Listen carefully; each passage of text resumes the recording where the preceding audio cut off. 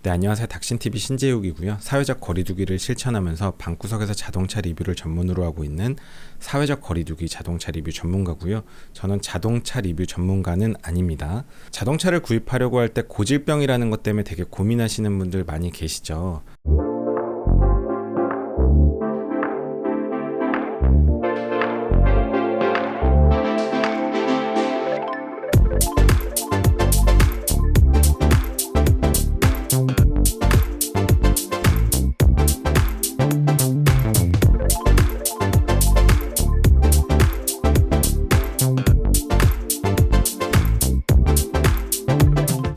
보증이 살아있는 신차라면 걱정이 좀 덜할 텐데요. 그게 수입차고 또 보증이 끝난 중고차라면 뭔가 고질병 때문에 보증이 끝난 수입 중고 차량은 절대로 사면 안 될 것 같다는 생각이 들 겁니다. 제가 이번 영상에서 보증이 끝난 수입 중고 차량이 고질병이 있어도 사도 된다 라는 얘기를 하려는 건 아닙니다. 그런 얘기는 아니지만 제가 보유하고 있는 BMW 520D 차량은 이제 두 대인데요. 하나는 제가 타고 있고 하나는 저희 아버지가 타고 있는데, 지금 이제 영상에 나가고 있는 이 차량은 회색 차량 BMW 520D 2011년식 전기형 F바디 520D고요. 얘는 엔진 코드네임이 B47 아니고 N47 엔진입니다. 이게 맨날 헷갈려요. 이 차량 같은 경우는 2011년식이니까 지금 2021년도니까 10년 됐죠. 키로수는 17만 6천 킬로인가 그래요. 그러니까 연식이 10년 됐고 키로수는 거의 20만 킬로 다 돼가는 차량입니다. 정말 뭐 그냥 똥차라고 얘기해도 될 것 같아요. 중고차 시장에서 시세가 거의 없다고 봐도 되죠. 10년이 된 차량이고 키로수가 20만 킬로 다 돼가는 수입 중고 차량을, 그것도 보증이 끝난 차량을 누가 사려고 하겠어요. 사실 거의 시세가 의미 없는 차량입니다. 근데 이 차는 문제가 뭐냐 하면 타이밍 체인 결손 이슈가 있었어요. 그래서 제가 뭐 BMW 관련된 영상을 이제 자주 만들다 보니까 댓글에 많이 달렸습니다. 뭐 저 차 타이밍 체인 뭐 끊어지면 어떻게 해요? 뭐 어떻게 대비하고 계신가요? 뭐 이런 문의하는 댓글들이 많이 있었는데요. 차주로서 솔직하게 말씀드리면 저는 이렇게 대비하고 있지는 않았습니다. 대비하고 있지는 않았는데요. 일단은 대비를 할 방법이 없었습니다. 뭐 타이밍 체인에 대해서 내가 어떤 예방 정비를 하고자 하면 타이밍 체인 자체를 엔진을 열고 이제 교환을 해야 되는데 부품 비용이나 정비 비용이 많이 드는데, 그게 정말 타이밍 체인이 끊어지는 그 퍼센트가 되게 높다면 예방 정비를 하지 않고 타이밍 체인이 끊어졌을 때의 상황에 대한 그 더 큰 손해를 막기 위한 예방 정비를 하겠지만, 그 가능성이 과연 뭐 이제 고질병으로 많이 일어난다고 하지만 뭐 차들이 다 그렇게 되는 건 아니잖아요. 그래서 현실적으로 예방 정비를 하자니 차의 잔존 가치 대비 비용이 너무 비싸다는 생각이 들었고, 그래서 내가 할 수 있는 거는 그냥 뭐 엔진 오일 정도나 좀 잘 미리미리 갈아주자. 엔진 오일을 좀 갈아주는 게 타이밍 체인에 좀 부하를 좀 덜 가게 하는데 뭐 요만큼의 도움은 되지 않을까라는 생각 정도 하고 있었고, 실질적으로 어떤 대비를 하고 있지는 않았습니다. 사실 이 차량은 2011년식이니까 이미 10년 탔고 17만 킬로 뛰었고 중고차로서의 잔존가치, 그러니까 재산적인 잔존가치가 거의 없기 때문에 뭐 어떻게 보면 뭐랄까요, 뭐 타이밍 체인 끊어져도 뭐 알 바 없다, 약간 그런 생각도 솔직히 기저에 좀 있었던 것 같습니다. BMW에서 작년 연말에 편지가 왔어요. BMW 코리아 고객 통지문. 대한민국 자동차 관리법 제31조 규정에 의하여 통지문을 기아에게 송부하는데, 이게 해당 차량들 뭐 이런 차량들이고 뭐 형식은 뭐 이런 건데, 제작 연월이 2008년 1월부터 2013년 6월까지 제작된 BMW 무슨 차량들이 이제 타이밍 체인 문제가 있다. 그래서 이게 이제 리콜이 되는 겁니다. 그래서 제 차가 그 차에 해당이 됐고, 결론적으로 센터에다 정비를 해놨습니다. 제가 솔직하게 말씀드리면요, 이거 메일 날라온 게 작년 뭐 거의 한 6개월 전이거든요. 작년 10월인가? 시정 조치 기간이 2020년 10월 7일이니까요. 이게 대충 한 작년 10월쯤에 이 편지를 받았어요. 제가 뭐 자동차 관련된 유튜브 영상을 만드는 사람으로서 솔직히 이런 얘기하기 좀 부끄럽지만 지금까지 접수도 안 하고 있었습니다. 그냥 왜 안 했냐?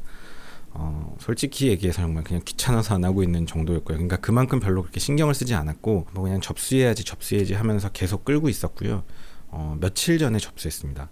사실 그 왜 그랬냐면, 이 타이밍 체인 리콜 작업이 그 센터에서 작업할 수 있는 대수가 좀 한계가 있을 거 아니에요. 하루에 이거를 몇십 대씩 작업할 수는 없으니까. 그래서 접수를 초창기에 해봤자 막 대기가 되게 길어진다는 얘기가 있어서, 어차피 이게 다 뭐 6개월 1년 걸리는 작업이니까 그냥 다른 분들 먼저 다 작업하고 나는 좀 줄 빠지면 접수해야겠다 그러고 있었는데, 얼마 전에 접수했는데요. 이게 지금 문자를 받았죠. 그래서 저희 아버지가 접수했습니다. 제가 바빠서 가지 못하는데, 그래서 코오롱 대치 지점에 8월 달에 접수를 해놨습니다. 그래서 이거는 이제 리콜로 처리가 됩니다. 차주로서 어떤 생각이 드냐 하면요, 뭐 그냥 단어 하나로 요약할 수 있을 것 같습니다. 그냥 뭐 개꿀이라고 할 수 있죠. 물론 이 타이밍 체인 결손 문제로 큰 손해를 봤던 분들, 그 개인의 입장에서는 좀 입장이 좀 다를 수는 있는데요. 사실 우리는 살아가면서 어떤 확률과의 싸움을 하게 되는데 정말 낮은 확률을 다 걱정을 하진 않거든요. 그래서 사실 저는 이 이슈를 그렇게 크게 신경 쓰지는 않았고, 어쨌든 이게 이제 고질적인 문제로 공식 확인이 되면서 리콜이 되면서 해결이 됐고, 저는 이 타이밍 체인 문제를 갖고 실질적으로 차주 오너로서 별로 그렇게 신경 쓰고 있지도 않았고, 사실 제가 뭐 할 수 있는 방법이 없었으니까요. 실제로 이런 게 본격적으로 문제가 되니까 이런 이제 뭐 BMW가 자체적으로 하고 싶어서 하는 건 아니겠지만 국가에서 이제 리콜 하라 그래서 리콜을 하게 됐기 때문에 저는 차주로서 뭐 그저 아주 그냥 개꿀이라고 생각합니다. 정말 그냥 뭐 기분이 좋아요. 이 차량은 2015년식 F바디 520D 후기형이고요. 엔진 코드네임은 B47입니다. 이 차량도 문제가 있어요. 이 차량은 뭐가 문제냐면 화재의 차량입니다.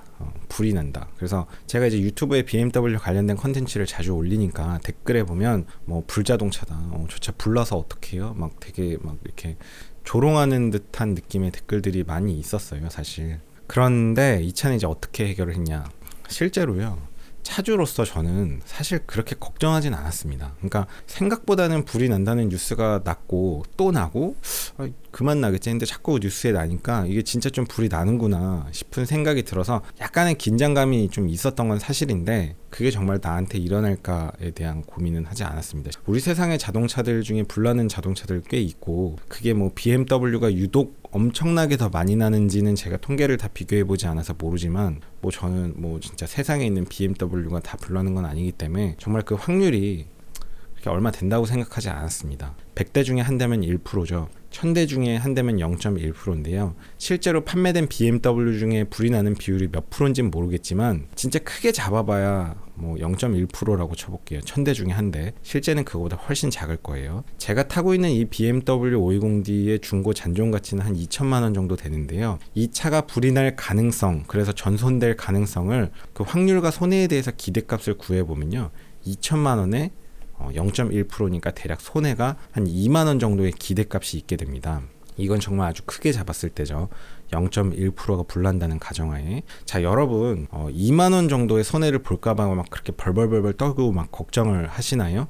우리가 살아가다 보면 되게 많은 손해를 보게 돼요. 내가 잘못해서 보는 손해도 있고, 내가 전혀 잘못하지 않았는데도 손해를 보는 그런 비용들이 있고요. 사실은 뭐 국가에다 내는 세금이나 뭐 엄청난 막대한 상속세나 이런 것들도 뭐 억울하다고 생각할 수 있지만 사실 그냥 내는 돈들이잖아요. 뭐 그런 것들 다 생각하면 이 중고 520D가 불날 가능성에 대한 기대값이 한 2만 원 정도 되는데 그 정도는 그게 막 그렇게 엄청나게 신경 써야 되는, 그런 거 신경 쓰면 정말 세상 살아가면서 할 수 있는 게 아무것도 없는 정도의 가치라고 생각이 됐기 때문에, 실제로 저는 그 BMW가 불나는 비율이나 그게 정말 전선됐을 때의 재산적인 가치를 생각할 때 제 인생에 이게 그렇게 걱정을 할 만한 그런 건 아니라고 생각했습니다. 그러니까 실제로 별로 걱정하지 않았고요. 오히려 주변 분들이 자꾸 뭐라고 해서 더 스트레스를 많이 받았습니다. 뭐 니 차 어떻게 하냐, 뭐 댓글에서도 뭐 불자동차다, 뭐 불나는 차 탈 바에 뭐 현기차 타겠다, 뭐 그러든지 말든지인데, 그런 댓글들이 많이 있어서 그런 거에 대한 스트레스가 사실 조금 차주로서 좀 있었던 것 같고, 뭐 중고차값 떨어진다라고 하는데 제가 뭐 차를 팔 것도 아니었기 때문에 그런 것도 역시 관심은 없었습니다. 댓글들로 불자동차라고 조롱하는 댓글들을 볼 때마다 솔직하게 저는 그런 생각이 들었어요. 이젠 좀 말할 수 있을 것 같은데 자기들 인생 불나는 거는 왜 걱정 안 하지? 저는 그런 생각이 들었는데, 제가 이렇게 말씀드리면 좀 기분 나쁠 수 있지만 사실 그렇진 않아요. 우리 그 뭐 유명한 연예인들, 잘 나가는 연예인들, 막 진짜 뭐 아무것도 걱정 없을 것 같은 그런 예쁘고 돈 많고 그런 연예인들도 자살하잖아요. 그런 사람들도 그 나름대로의 고충이 있죠. 뭐 저도 마찬가지예요. 저도 뭐 유튜브에서 뭐 되게 구독자 많아 보이고 뭐 직업 의사고, 뭐 남들 볼 땐 그럴지 모르겠지만 제 인생도 제 인생 나름대로의 뭐 말 못하는 그런 고충들이 있고, 저도 제 인생이 불나고 있다고 생각하는 그런 포인트들이 있거든요. 있는데 다른 사람은 하물며 내 인생도 아닌 내 중고 520D 불나는 걸 걱정을 하고 있으니 그 왜 본인 인생은 걱정 안 하고 남의 차 불나는 걸 그렇게 걱정하지? 인간은 자기 이득이랑 아무 상관없는 일에 ATP를 쓰지 않거든요. 뭐 이렇게 ATP 몇 개 쓰면서 남의 차 불날까 봐 걱정한다는 것 자체가 저는 이해가 가지 않았던 거죠. 왜 그러는 거지? 그런 생각이 좀 들었고, 중고 520D를 탈 때 약간 불편했던 점은 당시에 이제 불이 많이 나니까 기계 주차장을 좀 못 들어가는 곳들이 있었습니다. 뭐 BMW 주차 불가 이런 게 있어서 몇 군데 좀 거절당했던 적이 있는데 요즘엔 그거 다 풀린 것 같고요. 실제로 이 불나는 이슈는 어떻게 해결이 됐냐 하면, 그러니까 저는 결론적으로 별로 신경을 안 쓰고 있었습니다. 안 쓰고 있었는데 이것도 또 얼마 전에 연락이 왔죠. EGR 밸브 교환 대상이라고 연락을 받았고요. 그래서 어제 날짜로 BMW 대치 지점에 입고가 됐고요. 연락을 받아서 입고한 거고요. 사실 저는 이 차가 뭐 솔직히 좀 부끄러운데 EGR 밸브 교환 대상인지도 사실 잘 몰랐습니다. 그렇게 막 관심이 있지 않았는데, 그러니까 이 차도 중고차로 구입한 거기 때문에 전 차주가 EGR 리콜을 받았는지 안 받았는지를 제가 잘 모르고 있었어요. 그러니까 저도 막 관심 갖고 알아볼 수도 있었는데 뭐 인가 아닌가 하다가 뭐 그냥 헷갈려 갖고 그러고 있었는데, 나중에 알고 보니까 EGR 리콜을 안 받은 차더라고요. 리콜 대상이었고 비용은 뭐 100만 원 좀 넘게 나왔는데 당연히 이거 리콜 대상이니까 무료로 했죠. 그래서 이것도 뭐 그냥 개꿀입니다. 그러면 아까 그 2011년식 그 차량은 EGR 교환 대상 아니냐? 그 차는 리콜 대상이 아닙니다. 그래서 그 차에 대해서도 자꾸 불자동차라고 놀리는 분들이 있었는데 그 차는 교환 대상이 아니에요. 정리하겠습니다. 각종 고질병이나 이런 이슈들이 있었지만 실질적인 차주로서 저는 그렇게까지 고민을 하지는 않았습니다. 이것이 일어날 가능성, 그리고 일어났을 때 그 손해 가치를 기대값으로 환산했을 때 제가 살면서 생기는 다른 손해들에 비하면 이 손해가 그렇게 크게 느껴지진 않았고요. 만약에 전 재산이 자동차 하나밖에 없다, 정말 중고 자동차 잔존가치 2천만 원짜리가 전부다라고 생각한다면 사실은 이런 게 되게 스트레스였을 것 같기도 합니다. 하지만 뭐 중고 1,000만 원, 2천만 원 정도 시세하는 이런 차량, 심지어는 10년 뛰었고 17만 킬로를 이미 다 뛰었기 때문에 이 차는 이 상태에서 그냥 시장에서의 잔존가치가 거의 남아있지 않은 차량을, 심지어는 폐차를 한다고 해도 그렇게 아쉬울 거 없다고 생각하는 마당에 이렇게 리콜까지 받으면서 주요한 부품을 교환받았으니까 오히려 사실은 기분이 더 좋았고 실질적으로는 문제되는 게 거의 없다는 생각이 들었습니다. 단 제가 만약에 운이 없어서 그 고질병의 당사자였다면 상황이 조금 다를 것 같다는 생각은 들고요. 그럼에도 불구하고 제가 여기서 짚고 넘어가고 싶은 점은 뭐냐면요, 모든 차는 고질병이 있거든요. 그럼에도 불구하고 제가 강조하고 싶은 점은 여러분이 살려고 생각하는 그 차에다 고질병이라는 키워드를 붙여서 검색해보면 안 나오는 차가 없습니다. 그렇게 해서 유튜브나 막 각종 커뮤니티 카페를 검색하기 시작하면 살 수 있는 차가 존재하지 않아요. 자, 이 시점에서 우리가 어떻게 대응을 해야 되냐, 뭐 답이 있진 않겠지만 많이 팔리는 차량을 사는 거는 저는 괜찮은 것 같습니다. 뭐 솔직히 마음에 들진 않지만 좀 현기차라든지 혹은 수입차 중에서는 뭐 벤츠나 BMW 정도 주류로 팔리는 파워트레인 계통, 뭐 2.0에 8단 9단 미션에 뭐 E클래스, C클래스, S클래스, 뭐 5시리즈, 3시리즈, 7시리즈 이런 정도 모델로 간다면 판매 대수가 많고, 쉽게 얘기하면 판매 대수가 많고 케이스가 많기 때문에 문제가 되면 이슈가 크게 되기 때문에, 쉽게 얘기하면 같은 배를 탄 사람이 많기 때문에 이런 식으로 리콜로라도 문제가 해결되는 것 같습니다. 근데 만약에 그 집단이 소수 집단이라면, 뭐 특정 브랜드를 언급하기 그렇지만 뭐 레인지로버, 랜드로버, 제규어, 뭐 피아트 혹은 뭐 시트로엥, 뿌조 뭐 이런 렉서스까지 약간 마이너한 브랜드였다면 이게 리콜까지 가는데 되게 많은 시간과 체력이 들 수도 있겠죠. 그런 점은 있을 것 같습니다.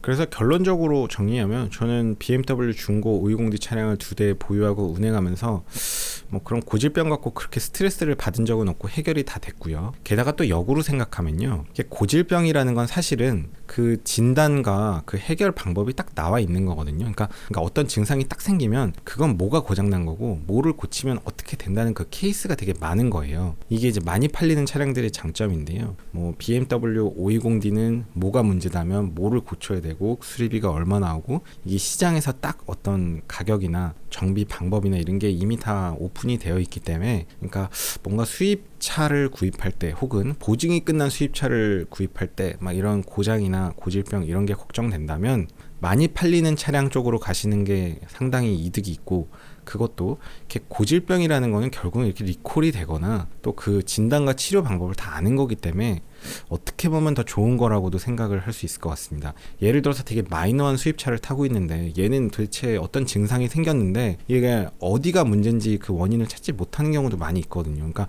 그런 경우는 이제 정비 비용이 진짜 많이 들죠. 사실 뭐 어딜 고쳐야 되는지도 잘 모르고 자꾸 차량을 뜯게 되는 거고요.